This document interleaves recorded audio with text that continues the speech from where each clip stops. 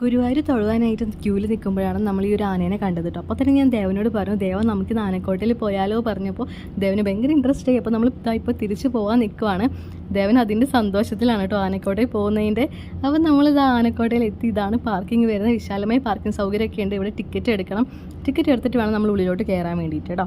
അപ്പോൾ തന്നെ ചെന്ന് കയറിയപ്പോൾ തന്നെ ഒരു ആനേനെ കണ്ടു. അവിടെ ബോർഡൊക്കെ വെച്ചിട്ടുണ്ട്, അകലം പാലിക്കുക, മതമിളകി നിൽക്കുക എന്നൊക്കെ പറഞ്ഞിട്ട് ബോർഡൊക്കെ വെച്ചിട്ടുണ്ട്.